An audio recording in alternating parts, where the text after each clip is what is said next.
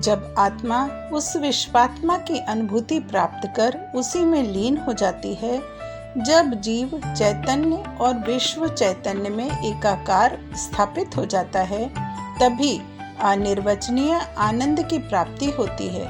उस प्राप्ति में ही जीवन का सौंदर्य है, शांति है, मंगल है, अमृत है। उस विश्वात्मा की जो सर्वत्र ही व्याप्त है, अनुभूति प्राप्त कर मनुष्य निर्भय होकर विचरण करता है, सर्वत्र उसी के दर्शन करता है। तब उसे दूसरा कुछ और दिखाई ही नहीं देता। पंडित श्री राम शर्मा आचार्य जी। पुस्तक का नाम आध्यात्मिक दृष्टिकोण और अनंत आत्मबल। पुस्तक परिचय। आध्यात्मिक जीवन बिताने का अर्थ क्या है? यदि यह प्रश्न किसी साधारण मनुष्य से किया जाए तो उसका उत्तर एक ही होगा, संसार का त्याग करके मोक्ष के मार्ग पर चलना ही आध्यात्मिक जीवन बिताना होता है। पर क्या यह उचित है? अपने कर्तव्यों से मुंह मोड़ लेना यदि आध्यात्म होता तो पुरातन काल में ऋषि गृहस्थ क्यों होते? वे सब तो घर गृहस्थी की जिम्मेदारियों को निभाते हुए लोक कल्याण और आत्म कल्याण के मार्ग पर चलते थे। कहीं ऐसा तो नहीं कि हम आध्यात्म की सही परिभाषा ना समझने की भूल कर रहे हों और इसी कारण अपना आत्मबल खोते जा रहे हों? तो आइए कुछ प्रश्नों पर विचार करें। हमारी आध्यात्मिक साधना का लक्ष्य क्या है? वह विश्व चैतन्य विश्वात्मा क्या है?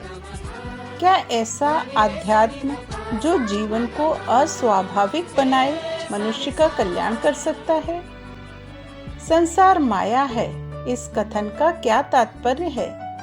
दैवी अनुग्रह किस आधार पर प्राप्त होते हैं?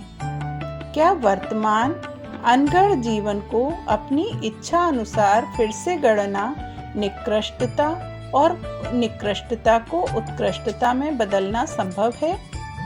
इन सभी प्रश्नों का उत्तर लेकर आपके समक्ष प्रस्तुत है एक लघु पुस्तक जो बताती है कि मानव जीवन को उत्कृष्टता की, पूर्णता की, लक्ष्य प्राप्ति की अंतिम मंजिल तक पहुंचाने का एकमात्र उपाय अध्यात्म ही है।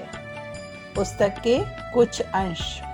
पहला, मछली जिस प्रकार मांस को देखती है उसके नीचे छिपे हुए कांटे को नहीं, वैसे ही संसार विषयों के आकर्षण को ही देखता है। विषयों के परिणाम स्वरूप अवश्यम भावी दुख की ओर वह दृष्टिपात भी नहीं करता।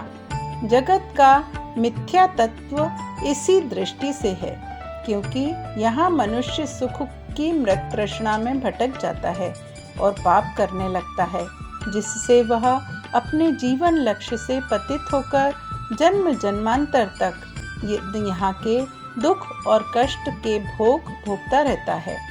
दूसरा, गुरुजन कृपा अवश्य करते हैं और उनके आशीर्वाद से लोगों का भला भी आवश्यक होता है, पर यह कृपा विशुद्ध रूप में प्रार्थी की पात्रता पर निर्भर रहती है। तीसरा, कर्तव्य पालन में अभिरुचि और अवांछनीयता से निवृत्ति की प्रेरणा को ईश्वरीय प्रेरणा कहा गया है। चौथा, स्थिर बुद्धि से सतत प्रयत्न करते रहने और फल प्राप्ति में देर होते देखकर अधीर न होने की, वरन दूने उत्साह से प्रयत्न करने की सजीवता जहाँ भी होगी वहाँ सफलता पैर चूमने के लिए हाथ जोड़े सिर झुकाए खड़ी होगी। पांचवा, प्रतिस्पर्धा की प्रवृत्ति यदि स्वाभाविक है तो श्रेष्ठता सिद्ध करने के लिए खेल कूद, स्वास्थ्य संवर्धन, शिक्षा, कला आदि में विशेषता, उदार सेवा साधना जैसे अन्य क्षेत्र ढूंढे जा सकते हैं जिनमें लोग अपनी विशेषता बिना दूसरों का तिरस्कार किए या कष्ट पहुंचाए ही सिद्ध कर सकें। छठा, यह सांप्रदायिक आस्तिकता धर्मजीवी लोगों के निहित स्वार्थों की पूर्ति तो करती है, पर भावुक भक्त भ्रम जंजाल में ही उलझे हुए धन और समय गंवाते रहते हैं। दार्शनिक विवेचना में इस भक्ति मार्ग की अस्तित्व के लिए कोई स्थान नहीं है। वेदांत ने आत्मा के परिष्कृत स्तर को ही परमात्मा माना है और उत्कृष्टता से भरा पूरा अंतःकरण ही ब्रह्म लोक है। पुस्तक के कुछ बिंदु। अध्यात्म की मूल प्रेरणा एवं चरम लक्ष्य। अनंत शक्ति का स्रोत अध्यात्म, उसकी प्रक्रिया एवं स्वरूप। अध्यात्म ही सभी समस्याओं के समाधान में सक्षम। आर्ष अध्यात्म का उज्जवल भविष्य।